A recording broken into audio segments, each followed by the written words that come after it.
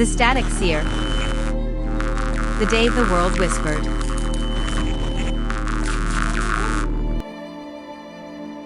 Millie clutched her worn teddy bear, its fur matted with years of love. The summer breeze stirred the leaves of the old oak in their backyard, casting dappled shadows on the grass. A familiar hum vibrated in her head, a low, comforting thrum that had been there as long as she could remember. Today, however, the hum was different. It pulsed a little faster, a faint tremor running through it. Millie frowned, her brow furrowed in confusion. "Honey, are you okay?" Her mother's voice, laced with concern, drifted down from the porch swing. "You've been staring at that utility pole for ages." Millie glanced at the weathered wooden utility pole standing sentinel at the corner of their property. Unlike a fancy lamppost, this one bore the scars of countless Albany summers, its surface rough and the paint peeling in some spots.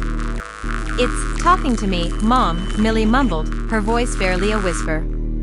Her mother chuckled, a warm, familiar sound. "Talking to you? Sweetie, a lot of kids have imaginary friends, it's quite normal. The doctor said it helps you develop your social skills." Millie shook her head, the hum intensifying in her ears. It wasn't imaginary.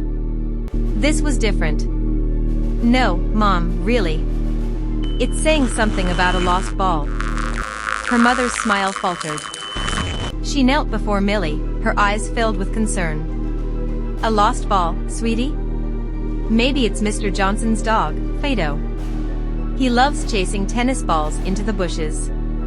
Millie hesitated. She didn't want to worry her mother, but the hum wouldn't be ignored.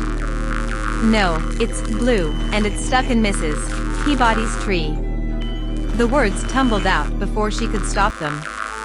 This time, her mother's reaction was different. A flicker of something akin to recognition crossed her face, fleeting yet undeniable. "Mrs. Peabody's tree? Honey, that branch is way too high for anyone to reach." Her voice, however, was quieter, laced with a hint of something Millie couldn't quite place. Desperate to prove herself, Millie pointed towards the utility pole. "Ask it, Mom. Ask it about the ball." Her mother hesitated, then sighed, a hint of amusement in her eyes. But unlike before, Millie noticed a flicker of something else, a hint of understanding. She turned towards the utility pole, her voice carefully neutral. "Excuse me," she said, her gaze fixed on the weathered wood. "Is there, by any chance, a blue ball stuck in Mrs. Peabody's tree?" A moment of stunned silence followed. Then, a faint creak echoed from the utility pole, followed by a voice, raspy and ancient. "Indeed there is, ma'am. Stuck tight on the highest branch, it seems." Millie's jaw dropped. The utility pole had spoken. But unlike her mother's reaction last time, a thrill of wonder tingled down Millie's spine. Her mother, however, seemed more surprised than awestruck. Her eyes widened, but her expression remained unreadable. She glanced back at Millie, a silent question hanging in the air. Millie, emboldened, took a step forward. "See, Mom? I told you." Her mother offered a small smile, but it didn't reach her eyes. "You did, honey," she said, her voice soft. "You did." The voice from the utility pole continued, a hint of amusement in its tone.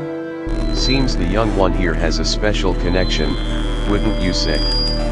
In that moment, under the shade of the old oak, the world around Millie whispered its secrets, and the Static Seer was born.